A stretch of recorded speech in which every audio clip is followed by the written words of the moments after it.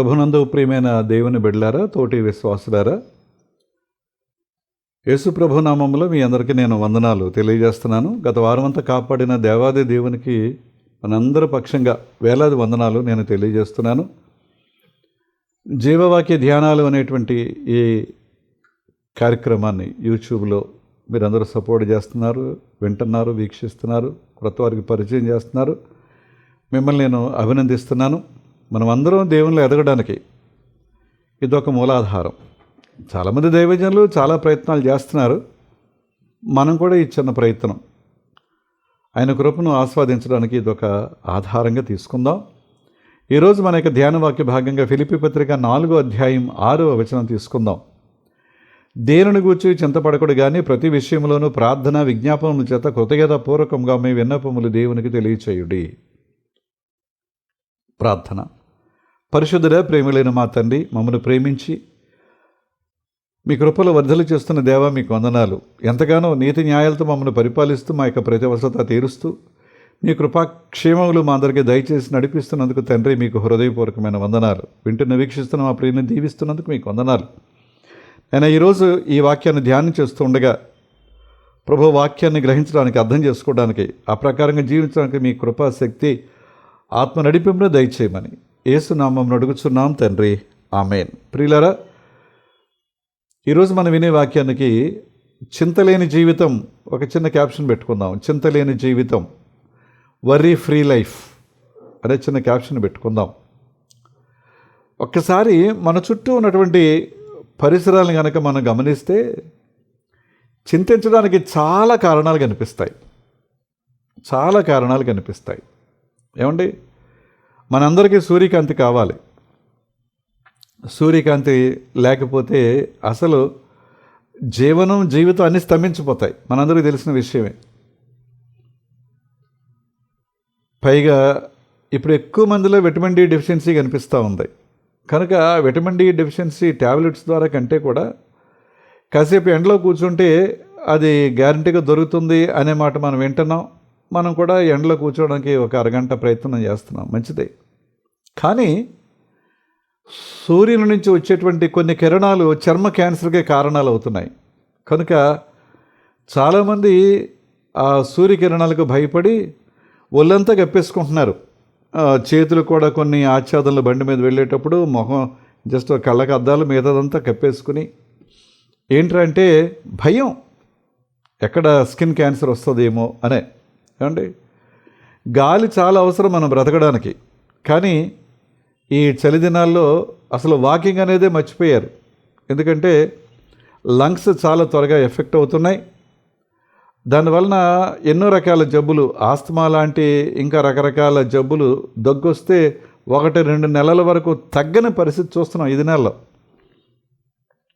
నా మటుకు నేను కూడా ఒక నెల 15 రోజుల నుంచి అసలు వాకింగ్ అనేదే మానేశాను. నేను మర్చిపోయాను. భయం. అలాగే పొటాటో చిప్స్ అంటే పిల్లలకి చాలా ఇష్టం. కానీ అవి తింటుంటే ఇంకేదో ఒక చిన్న అనారోగ్యం వస్తుందని తల్లిదండ్రులు పిల్లలకి ఆ పొటాటో చిప్స్ ఇవ్వటం మానేశారు. కొంతమంది కాయగూరలు తినడం లేదు, కొంతమంది ఆకుకూరలు తినడం లేదు, కొంతమంది నాన్ వెజిటేరియన్ తినడం లేదు. ఏంటంటే ఈ కాయగూరలు, ఆకుకూరలు కొంత వాడే పెస్టిసైడ్స్ వల్ల కొన్ని టాక్సిన్స్ అనేవి బయలుదేరి మనిషిని అనారోగ్యానికి గురి చేస్తున్నాయి. అలాగని ఇవన్నిటినీ ప్రక్కకు తోసేద్దామా? ప్రక్కకు తోసేసి ఏం తిని బ్రతుకుతాం, ఎలా జీవిస్తాం? మరి వరీ ఫ్రీ లైఫ్, చింతలేని జీవితం ఎలా జీవించగలం? మనలో కొంతమంది, అందరిని కాదనుకోండి, కొంతమందిని ఈ చింత దిగులు అనే విషయంలో ఇంకా వాళ్ళకి ఎవరు ఇంకో సాటి రారు. ప్రతిదానికి చింతిస్తూనే ఉంటారు, ప్రతిదానికి విచారిస్తూనే ఉంటారు. చింతతో పండుకుంటారు, దిగులుతో, వర్రీతో. లేవటం చింతతో లేస్తారు, దినమంతా చింతతోనే గడుపుతూ ఉంటారు. ఇది తింటే కొలెస్ట్రాల్ వస్తుందేమో, లేకపోతే మరొకటి, ఉప్పు తింటే ఏమైపోద్దో, కారం తింటే ఏమైపోద్దో, పులుపు తింటే ఏమైపోద్దో, నూనె వాడితే ఏమైపోద్దో. అలాగని ఇవేమీ లేకుండా ఎక్కడ తినగలం? అలవాట్లేదు కదా, చిన్నప్పటి నుంచి ఆ పరిస్థితుల్లో లేం కదా మనం. అన్నిటికీ వర్రీయే. ఆలోచించండి, నేను చెప్పేది కరెక్టో కాదు. అలాగే తల్లిదండ్రులకు బిడ్డలను బట్టి వర్రి, పెళ్ళి అవ్వలేదని వర్రి, పెళ్లి చేస్తే ఏమైపోద్దని వర్రి, పెళ్లి చేసిన తర్వాత అవతల వీయపు వారి కుటుంబాలను బట్టి వర్రి. అలాగని పెళ్లి చేయకుండా ఉంచగలమా, ఇంట్లో ఉంచుకోగలమా, అది ఇంకో పెద్ద వర్రి. బిడ్డల యొక్క పరిస్థితిని బట్టి. అలాగే బిడ్డలకు తల్లిదండ్రులు బట్టి వర్రి. తల్లిదండ్రులు ప్రేమించాలని తెలుసు, చూడాలని తెలుసు, కానీ వాళ్ళని చూడలేని పరిస్థితి. దూరంగా ఉద్యోగాలను బట్టి ఎక్కడో ఉంటున్నారు, ఇక్కడ తల్లిదండ్రులు వృద్ధాప్యంలో ఒంటరిగా ఉంటున్నారు, ఏమీ చేయలేని పరిస్థితి, చేయలేకపోతున్నాను బాధ, వాళ్ళు వర్రి. ఇవన్నీ ప్రతిరోజు వ్యక్తి యొక్క జీవితంలో ఉండేటువంటి వర్రీస్, చింత, దిగులు. ఈ పరిస్థితుల్లో మనకు విశ్రాంతి కావాలి. అది ఎలాంటి విశ్రాంతి అంటే చాలా స్ట్రాంగ్ రిలాక్సేషన్, బలమైన విశ్రాంతి కావాలి మనకి. లేదా ఒక అభయం కావాలి. ఎక్కడ దొరుకుద్ది? అవుతుందా? ఉంది. అది దేవునిలో, నీవు దేవునితో ఉన్నప్పుడు, దేవుని కొరకు జీవిస్తున్నప్పుడు, దేవుని మీద ఆధారపడినప్పుడు లెస్ వర్రీ కాదండి, లెస్ వర్రీ కాదు, నో వర్రీ, అది గ్యారంటీ దేవునిలో. దేనిని గూర్చి చింతపడకుడు కానీ ప్రతి విషయంలోనూ ప్రార్థన విజ్ఞాపనం చేత కృతజ్ఞతాపూర్వకంగా మీ విన్నపములు దేవునికి తెలియచేయండి. ఏమండి, ప్రతిదీ మన విషయంలో దేవుడు మంచి చేస్తున్నాడు. ఇది ఎప్పుడు కూడా మనం గుర్తుంచిపెట్టుకోవాలి. ప్రతిదీ మన జీవితంలో దేవుడు ఆయన మంచి చేస్తున్నాడు. కనుక ప్రతిదానికి ఎందుకు చింతించాలి? ప్రతిదానికి ఎందుకు వర్రీ అయిపోవాలి? 55వ కీర్తన 22వ వచనాన్ని గమనిస్తే, నీ భారము యెహోవా మీద మోపము.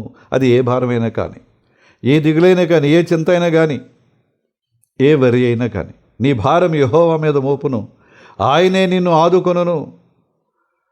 నీతిమంతులను ఆయన ఎన్నడను కదలనీయడు. విన్నారండి? నీతిమంతులను ఆయన ఎన్నడను కదలనీయడు. ఇప్పుడు వారు బండ మీద తన ఇంటిని కట్టుకుని బుద్ధిమంతులను పోలిన వారై ఉంటారు. ఎప్పుడు నీతి అనే ఆ ఒక్క పదం తమ జీవితాల్లో నిలుపుకోగలిగితే, నీతి అనే పదం మీద వారు కాన్సన్ట్రేట్ చేయగలిగితే ఈ గొప్ప ఆశీర్వాదం. సామెతలు 16:3 ఏమంటాడండి? నీ పనుల భారం యెహోవా మీద ఉంచుము, అప్పుడు నీ ఉద్దేశములు సఫలమగును. భారం ఉంది, ప్రతిదీ భారమే, ప్రతిదీ భయమే, ప్రతిదీ దిగులే, చింతే. కానీ అవన్నీ ప్రభువుకి అప్పగిస్తే అప్పుడు నీ ఉద్దేశములు సఫలమగును. ప్రియులరా, అందుకనే పౌలు గారు చాలా ఆలోచించి రోమా 28లో ఏమంటాడంటే, రోమా 8:28లో ఆయన ఏమంటారంటే, దేవుని ప్రేమించే వారికి, అనగా ఆయన చిత్తము ఆయన సంకల్పము చొప్పున పిలువబడిన వారికి మేలు కలుగుటకై సమస్తమును సమకూడి జరుగుతున్నవి. ప్రతిదీ మేలే, కీడు ఉండదా? ఉంటుంది. ప్రతిదీ నష్టమే ఉండదా? ఉంటుంది. ఏమండి, దుర్మార్గంగా గ్రాహం స్టెయిన్స్ గారిని కారులో పెట్టి చంపేశారు, కాల్చి చంపేశారు. ఆయన సతీమణి గ్లాడిస్ గారికి ఉన్నటువంటి బిడ్డకి ఎంత కష్టం అండి అది, ఎంత కష్టం, ఎంత బాధ, ఎంత వేదన, ఎంత దుఃఖం. వాళ్ళు ఏం తప్పు చేశారు? వైద్యం చేయడానికి వచ్చారు, కుష్ఠరోగుల మధ్యలో వైద్యం చేస్తున్నారు. వైద్యంతో పాటు బాబు ఇలా మంచిగా జీవించండిరా, ప్రభు నమ్ముకుంటారా అని చెప్పడంలో తప్పే ఉందండి. కుష్ఠరోగుల దగ్గరికి వెళ్ళి ఎవరైతే కాల్చి చంపేశారో వాళ్ళందరూ కుష్ఠరోగులను వెళ్ళి ముట్టుకుంటారా? ఏమైనా చేయగలరా? కానీ ఆ మేలు ఏంటంటే, వారు కోర్టులో గ్లాడిస్ గారు చెప్పిన మాట ఏంటంటే, నేను వారిని క్షమిస్తున్నాను. అది మేలు. భర్తను బిడ్డను పోగొట్టుకుని కూడా, పైగా ఎలాగా హీనాతిహీనంగా, ఘోరాతి ఘోరంగా పోగొట్టుకుని కూడా నేను క్షమించగలుగుతానంటే, క్షమ అనేది క్రైస్తవ జీవితానికి ఎంత అవసరమో, ప్రాముఖ్యమైందో, విలువైందో ఆ తల్లి నోట్లోంచి వినగలిగాం. కనుక అలాగని భారతదేశం వదిలిపెట్టి పారిపోలేదు, వారు సేవ చేస్తున్నారు. ఏ పరిచర్య అయితే తన యజమాని విడిచిపెట్టి వెళ్ళిపోయారో ఆ వెళ్ళిపోయిన పరిచర్ని వారు కొనసాగిస్తున్నారు. దేవుని ప్రేమించే వారికి, అనగా ఆయన సంకల్పము చొప్పున పిలువబడిన వారికి ఆయన మనల్ని ప్రేమిస్తున్నారు. ఆయన ఉద్దేశ ప్రకారంగా మన ఎడల ఆయనకు ఒక ప్రణాళిక ఉంది, ఒక ప్లాన్ ఉంది. ఆ ప్లాన్ ప్రకారంగా తన బిడ్డలుగా ఉండడానికి ఆయన పిలుచుకున్నారు. కనుక మన విషయంలో మేలు కలగడానికి అన్నీ సమకూర్చి ఆయన నెరవేరుస్తుంటారు, జరిగిస్తూ ఉంటారు. మర్చిపోవడానికి వీల్లేదు. పేతురు గారు మొదటి పత్రికలో 5వ అధ్యాయం 7వ వచనం ఏమంటాడంటే, ఆయన మిమ్మల్ని గురించి చింతించుచున్నాడు కనుక మీ చింత యావత్తు ఆయన మీద వేయండి. మీ గురించి ఆయన వరి అవుతున్నారు కనుక మీ వరి ఆయనకి అప్పచెప్పండి. మార్టిన్ లూథర్ గారు చక్కగా చెప్పాడు, you pray let God worry అని అన్నాడు ఆయన. మీరు ప్రార్థన చేయండి, చింత ఆయన పడతాడు. ఆయన మిమ్మల్ని గురించి చింతించుచున్నాడు కనుక మీ చింత యావత్తు ఆయన మీద వేయండి. మన గురించి ఆయన ఆలోచన చేస్తున్నారు. తన ఎడల భయభక్తులు గారు వారి విషయంలో ఏం చేయాలి, ఎలా చేయాలి, ఏ టైంలో ఆదుకోవాలి, ఏ టైంలో ఆదరించాలి, ఏ టైంలో ఓదార్చాలి, ఏ టైంలో ధైర్యపరచాలి, ఏ టైంలో సహాయం చేయాలి. కనుక ఆయన కనులు లోకమందంతటా సంచారం చేయించున్నవని బైబిల్లో చదువుతాం. యెహోవా కన్నులు లోకమంతటా సంచారం చేస్తున్నాయి. ఎందుకంటే ఎవరైతే తనను ప్రేమిస్తారో, అడుగుజాడలో ఉంటారో, వారి భారం ఆయన మీద మోపుతారో వారికి సహాయం చేయడానికి ఆయన అనుక్షణం కునుకక నిద్రపోక అనే మాటలు ఈ సమయంలో మనం జ్ఞాపకం చేసుకోవాలి. ప్రియమైన వాళ్ళారా, ఒకవేళ ఇన్ని తెలిసిన తర్వాత కూడా విచారపడుతున్నాము, చింతిస్తున్నాము అంటే దేవుని శక్తిని శంకిస్తున్నాం, దేవుని శక్తిని అనుమానిస్తున్నాం, దేవుని శక్తి మీద మనకు నమ్మకం లేదన్నమాట. మర్చిపోకండి. పౌలు గారు ఏమన్నాడంటే, విచారించడం కంటే ప్రార్థన ద్వారా దేవునికి తెలియజేయడం ఆయన చెప్పిన మాటల అర్థం. దేవుని గురించి చింతపడకూడదు కానీ ప్రతి విషయంలో ప్రార్థన విజ్ఞాపనల చేత కృతజ్ఞతాపూర్వకంగా మీ విన్నపములు దేవునికి తెలియచేయండి. అంటే ఆయన ఏం చెప్తున్నాడంటే, విచారించడం కంటే ప్రార్థన ద్వారా మన విషయాలు దేవునికి తెలియచేయడం మంచిది. ప్రార్థన, మనవులు, విజ్ఞాపన దేవునికే సహాయం కొరకు అప్పగించాలి, తెలియచేయాలి అంతే. ఎందుకంటే అన్ని విషయాల్లో అందరూ మనకు సహాయం చేయలేరు. కనీసం మన ఇంట్లో వాళ్ళు కూడా చేయలేకపోవచ్చు. కొన్నిసార్లు ఏమి చేయలేక నిరుత్తరులుగా ఉండిపోతారు. ఏమి చేయలేని స్తబ్దత వచ్చేస్తుంది, ఒక్కొక్కసారి షాక్ అయినట్టు అయిపోతారు. అందుకనే దేవునికి అప్పగించాలి. దాంతోపాటుగా పౌలు గారు ఏమన్నారంటే, అన్నిటి విషయంలో కూడా కృతజ్ఞతలు చెల్లించండి. ఏమో అనారోగ్యం ఎందుకు వచ్చిందో, బలహీనత ఎందుకు వచ్చిందో, దుఃఖం ఎందుకు కలిగిందో, అప్పుడు కూడా దేవునికి వందనాలు చెల్లించాలి. ప్రియులారా, యోబు గారి యొక్క జీవితంలో ఈ మాటలు మనం నేర్చుకుంటాం. ఒక్కొక్కడు వచ్చి పనివాడు ఒక్కొక్క చెడు వార్త చెప్తున్నారు. అయ్యా మందలు, అయ్యా ఒంటెలు, అయ్యా గొర్రెలు, అయ్యా మేకలు, అయ్యా ఆవులు. చివరికి ఒకడు వచ్చి అయ్యా బిడ్డలందరూ. యెహోవా ఇచ్చిన యెహోవా తీసుకుని పోయినను యెహోవా నామమునకే మహిమ కలుగును గాక, స్తుతి కలుగును గాక అన్నాడు. నేర్చుకోవాలి. వీటితో పాటు అన్నిటి కొరకు కృతజ్ఞతాస్తుతులు చెల్లించండి. 2 కొరింథీ పత్రిక 4వ అధ్యాయం 13వ వచనం 2వ భాగాన్ని గమనిస్తే, కృతజ్ఞతాస్తుతులు విస్తరింప చేయులాగున సమస్తమైనవి మీ కొరకే ఉన్నవి. కృతజ్ఞతాస్తుతులు విస్తరింప చేయులాగున సమస్తమైనవి మీ కొరకై ఉన్నవి. ఏది జరిగిందో అదంతా మీ కొరకే. ఎందుకంటే దానిని బట్టి మీరు దేవునికి కృతజ్ఞతలు చెల్లించాలి. ఒక చిన్న పదం తేడా ఎంత గొప్ప నష్టాన్ని కలిగిస్తుందంటే, కృతజ్ఞత.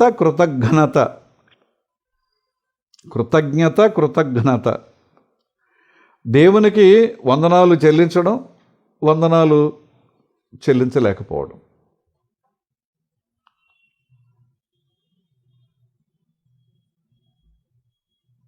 ఎంత హాస్యాస్పదంగా ఉంటుందంటే, గ్రామంలో సామెత ఉంటుందండి. ఒక భిక్షకుడు వచ్చి అమ్మ ధర్మం చేయండి అంటే రోజు ఆ చద్దిగంజి పోసేవారట. కళ్ళకద్దుకుని తాగేవాడు. పాపం రోజు చద్దిగంజి పోస్తున్నాం, ఈరోజు వేడివేడి గంజి పోద్దాం, పోనీ ఆ వేడి గంజి తాగి వాడు సంతోషిస్తాడు కదా అంటే, ఈ వేడి గంజి పోయిగానే ఊళ్ళోకి వెళ్ళి నాకు ఉడిగంజి పోసారని చెప్పాడంటండి. చూసారా, మంచి కోరి వేళ చేస్తే దాన్ని అతను చెడుగా తీసుకున్నాడు.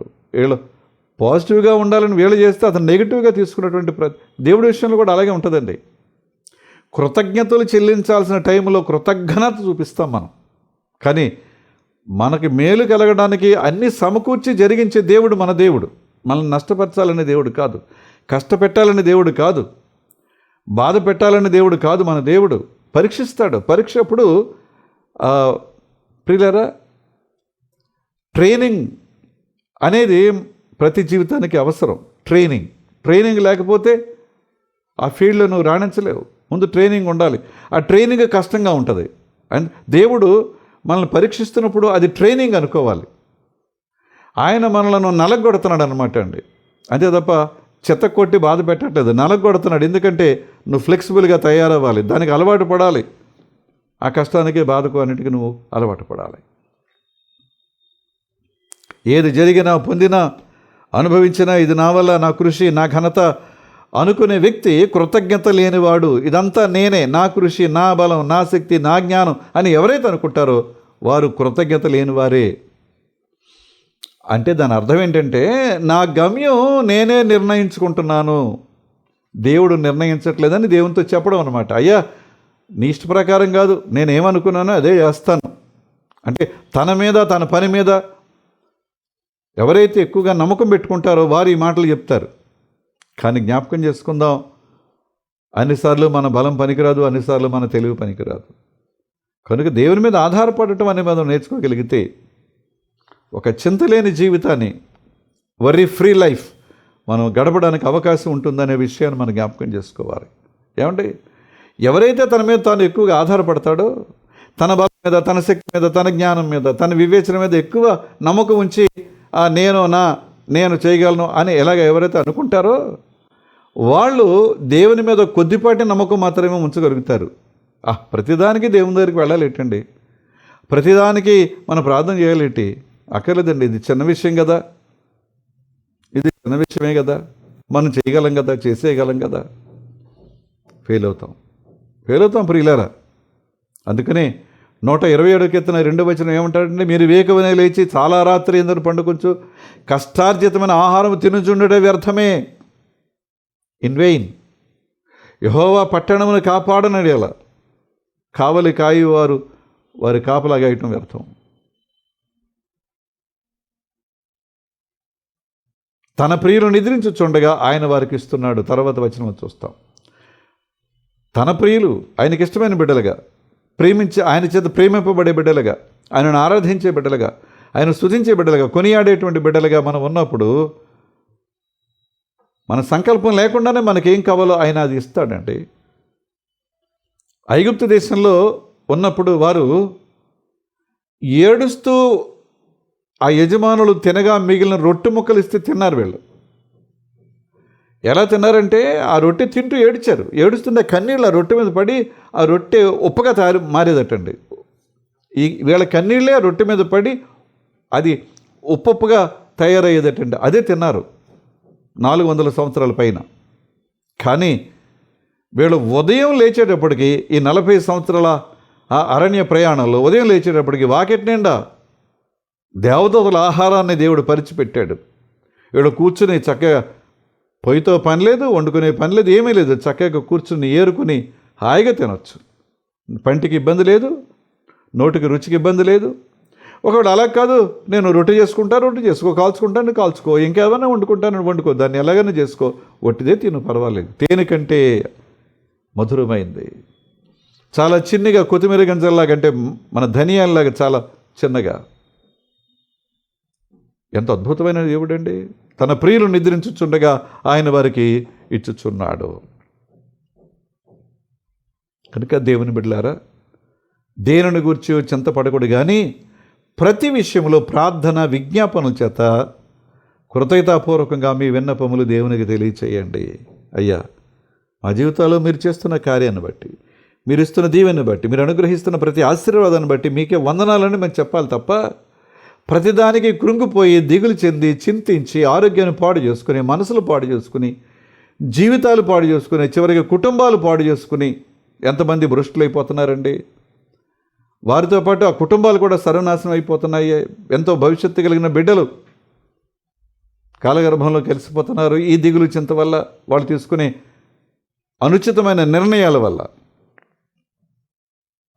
మత్తయి సువార్త 6:25 చూస్తే, అందువలన నేను మీతో చెప్పినదేమనగా, ఏమి తిందుమో ఏమి త్రాగుదుమో అని మీ ప్రాణమును గూర్చి అయినను, ఏమి ధరించుకుందుమో అని మీ దేహమును గూర్చి అయినను చింతపడకుడి.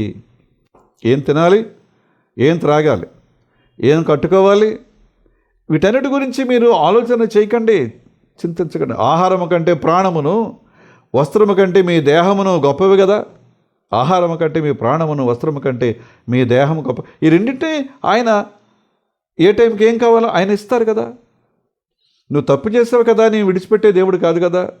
ఆయన మాట వినలేదు, ఆజ్ఞను ఉల్లంఘించావు, అతిక్రమించావు, చేయొద్దన్న పని చేశావు. సిగ్గు అనేది తెలిసి అంజూరు పాకులు కట్టుకున్నావు. ఎంతకాలం ఉంటాయి?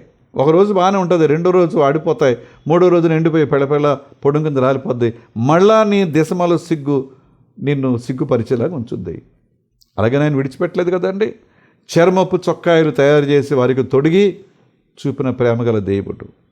అంచేత ఆయన ఏమంటాడంటే, ఏమి తిందుమో ఏమి త్రాగుదుమో అని మీ ప్రాణమును గూర్చేయను, ఏమి ధరించుకుందుమో అని మీ దేహమును గూర్చేయను చింతపడుకుడి. ఆహారము కంటే ప్రాణమును, వస్త్రము కంటే మీ దేహమును గొప్పవి కావా? లోక 10:41 అని చెప్తాడు. అందుకు ప్రభు, మార్తా నీవు అనేకమైన పనుల గురించి విచారం కలిగి తొందరపడుచున్నావు, కానీ అవసరమైనది ఒక్కటే. కింద ఫుట్ నోట్లో కొన్ని మాత్రమే అని ఉంటుందండి. అంటే నీ చాయిస్ ఖచ్చితంగా ఉండాలి. దేని మీద ఫోకస్ చేస్తున్నావు, దేని మీద నువ్వు ఆలోచన చేస్తున్నావు, దేని గురించి ఎక్కువ ఆలోచన చేస్తున్నావు, ఏది ముఖ్యమైనది అనుకుంటున్నావు, ఏది ముఖ్యమైనది కాదు అనుకుంటున్నావు. చాయిస్ నీదే, ఎంపిక నీదే, నీ నిర్ణయం మీదే నువ్వు పొందబోయే ఆశీర్వాదాలు, నువ్వు పొందబోయే దీవెనలన్నీ కూడా ఆధారపడి ఉంటాయి. నీ కుటుంబం వర్ధిల్లాలంటే, నీ బిడ్డలు వర్ధిల్లాలి అంటే, వారి జీవితంలో వారు చక్కగా స్థిరపడాలి అంటే నీ నిర్ణయమే. దేవుని మీద నువ్వు ఎంతగా ఆధారపడుతున్నావు, లేక నీ మీద నువ్వు ఎంతగా ఆధారపడుతున్నావు, దేని గురించి వర్రీ అవుతున్నావు, అన్నిటి గురించి ఆలోచించి ఏ సమయంలో నీకేం కావాలో అది ఇవ్వగలిగే గొప్ప దేవుడు మన దేవుడు అండి. లోకసువార్త 12:11-12 ఎలాగూ ఉత్తరం ఇచ్చేదమో ఏమి మాట్లాడదుమో అని మీరు చింతపడకుడి. శిష్యులను పంపిస్తున్నాడు ఆయన. మీరు వెళ్ళండి, వెళ్ళి ప్రకటన చేయండి. అక్కడ అధికారులు ఉండొచ్చు, మూర్ఖులు ఉండొచ్చు, గొప్పవారు ఉండొచ్చు, పేదవారు ఉండొచ్చు, ఎవరెవరో ఉంటారు. కొన్నిసార్లు తికమత పెట్టేవారు ఉంటారు, ఇబ్బంది పెట్టేవారు ఉంటారు, రకరకాల చిక్కుముడి ప్రశ్నలు వేసేవారు ఉంటారు.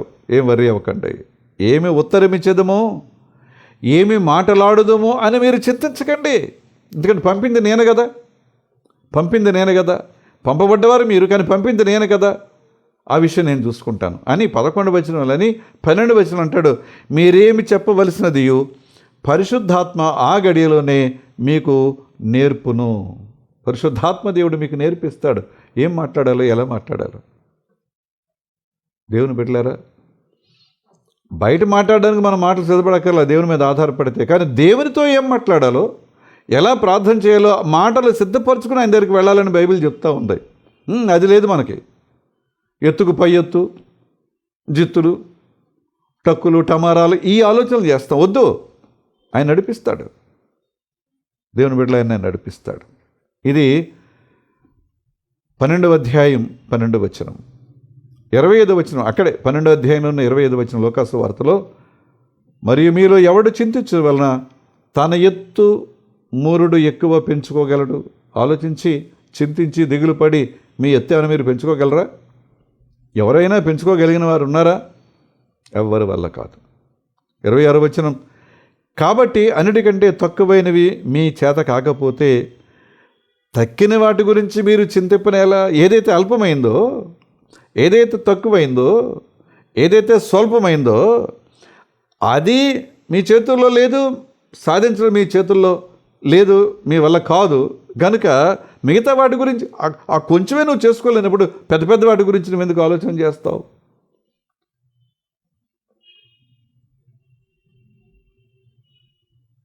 ఆ రోజుల్లో మతాధికారులు చాలా ఆలోచన చేశారు. ప్రతిదీ ఆయన చెప్పేది కరెక్ట్ అని వాళ్ళందరికీ తెలుసు. బోధకుడా, నీవు దేవుని యొద్ద నుండి పంపబడకపోతే ఈ కార్యాలు ఎవడో చేయలేడని మాకు తెలుసు. నీవు మొహమాటం లేనివాడవని ఖచ్చితంగా మాట్లాడతావని కూడా మాకు తెలుసు. మరి ఈయన తెలిసిన తర్వాత ఎందుకు ఆయన అంగీకరించలేకపోయావు? ఎందుకు అంగీకరించలేకపోయావు అంటే లోకం మీద ఆధారపడ్డారు కనుక. లోక పదవులు కావాలి, లోక గౌరవాలు కావాలి. ఒకవేళ ఆయన హెచ్చిస్తే వీళ్ళు ఎక్కడ వెనకబడిపోతారో, వీళ్ళు ఎక్కడ గుర్తించబడరు అని చాలాసార్లు ఇదే పొరపాటు జరుగుతూ ఉంటుందండి. అది దైవ సేవకులు అవ్వచ్చు, కుటుంబ యజమాని కావచ్చు, యజమానురాలు కావచ్చు, ఎవరైనా కావచ్చు, మన ఆఫీసులో మనకున్న బాధ్యతల్లో కూడా కావచ్చు. అతడు నా నామమును ఎరిగిన వాడు కనుక నేను అతన్ని ఘనపరిచెదను.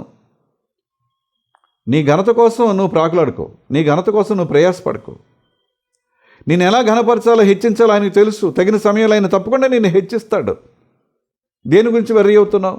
దేని గురించి వెర్రి అయ్యి నీ మీద నువ్వు ఆధారపడి ఏవేవో ఆలోచనలు, ప్రణాళికలు వేసుకుని నవ్వులు పాలు ఎందుకు అవుతావు? దేవుని బిడ్డలారా, కొన్నిసార్లు కొన్ని అనుచితమైన నిర్ణయాలు నీకు నష్టం, నీ కుటుంబానికి నష్టం, కొన్నిసార్లు నువ్వు ఉండే ప్రదేశానికి కూడా నష్టాన్ని కలిగిస్తాయి.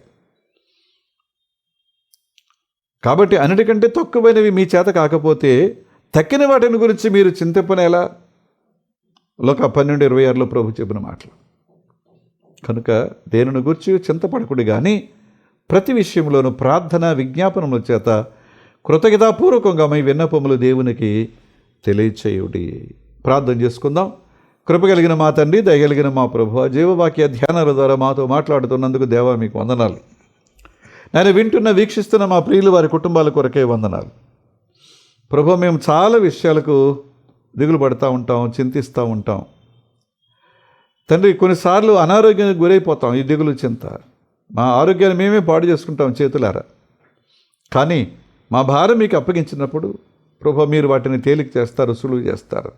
నా దగ్గరకు వచ్చి నేర్చుకోండి, నా కాడి చాలా తేలికగా ఉంటుంది అని మీరు చెప్పారు కదా నాయన. ఆ పని చేయలేకపోతున్నాం, క్షమించు తండ్రి. ప్రభువా, మా గురించి మీరు ఆలోచన చేస్తున్నారు, చింతిస్తున్నారు. అనవసరమైన ప్రయాస వద్దని చెప్పారు. వాళ్ళ మాతతో చెప్పారు, ఇవాళ మాతో కూడా చెప్తున్నారు. వేకువనే లేచి చాలా రాత్రి పండుకొచ్చి కష్టాల చేతమైన ఆహారం తిని చూడండి వ్యర్థం అని చెప్పావు నాయన. మేము గమనించలేకపోతున్నాం, గ్రహించలేకపోతున్నాం, క్షమించండి. మా కుటుంబాలన్నింటినీ కూడా దీవించండి. విన్న వాక్యాన్ని మా హృదయంలో మేము బదులుపరుచుకొని తండ్రి మీ మీద ఆధారపడటం, ప్రభు ప్రార్థించటం, మా భారం మీకు అప్పగించడం మాకు నేర్పించండి నాయన. ప్రతి విషయంలో కూడా మేము మీకు అప్పగించడం మాకు నేర్పించండి. మా కుటుంబాన్ని దీవించిన ఆయన, బిడ్డలను ఆశీర్వదించు, యవన బిడ్డలను కనికరించు, వారికి యవనకాలపు అవసరాలు తీర్చండి. మిగతా బిడ్డలు పరీక్షలు దగ్గరైపోయారు, చాలా శ్రద్ధగా చదవాలి నాయన. ప్రభువా, ఎవరి మట్టుకు వారు ఈ విలువైన సమయాన్ని కాపాడుకుంటూ శ్రద్ధగా చదవడానికి సహాయం చేయి. తెలివితో, జ్ఞానంతో జ్ఞాపశక్తి నింపు. అధికంగా చదవడం వల్ల అనారోగ్యం కలగకుండా కాపాడు. తల్లిదండ్రులు వారిని చదివించడానికి చాలా శ్రమ పడుతున్నారు, కష్టపడుతున్నారు, వారి సుఖాలు మానుకున్నారు, త్యాగాలు చేస్తున్నారు నాయన. బిడ్డలు దాన్ని గుర్తించాలి. అనారోగ్యం, అస్వస్థత, బలహీనతలు, వ్యాధి బాధలు, చికాకులు, ఆర్థికపరమైన ఇబ్బందులు ఇవన్నీ ఉన్నాయి తండ్రి. మేమెవరూ కూడా వీటికి అతీతులం కాదు, కానీ వాటన్నిటిలో కూడా మీరే సహాయం చేయండి. విదేశాల్లో ఉండే బిడ్డలు వారికి చదువులు, ఉద్యోగాల్లో కూడా క్షేమం ఇచ్చి నడిపించు నాయన. వేసవి ఎండలు పెరుగుతున్నాయి, మరి దానివల్ల చంటి బిడ్డలు, బాలింతలు, గర్భిణీలు, వృద్ధాప్యులు ఉన్నవారు రకరకాల అనారోగ్యాలు గురవుతున్నారు. మీరే సహాయం చేయండి తండ్రి.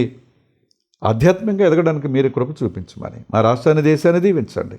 అధికారులు, నాయకులపైన కృప కుమ్మరించమని, విదేశాలు ఉండేటువంటి ప్రతి క్రైస్తవ కుటుంబానికి మీ కాపుదల, సంరక్షణ దయచేయమని తండ్రి. అక్కడ ఉండేటువంటి నాయకులు తీసుకునే నిర్ణయాలు భవిష్యత్తుకు ఎంతో ఉపయోగకరంగా ఉండడానికి సహాయం చేయమని యేసు నామమున అడుగుచున్నాం తండ్రి, ఆమేన్. పరలోకమందున్న మా తండ్రి, మీ నామం పరిశుద్ధపరచబడునుగాక, మీ రాజ్యం వచ్చునుగాక, మీ చిత్తం పరలోకమందు నెరవేర్చునట్టు భూమి యందు నెరవేరునుగాక. మనదినాహారం నేడు మాకు దయచేయము. మడల అపరాధం చేసిన వారు మేము క్షమించిన ప్రకారం అపరాధములు క్షమించము. సాధనలను తేక దుష్టుని తప్పించము.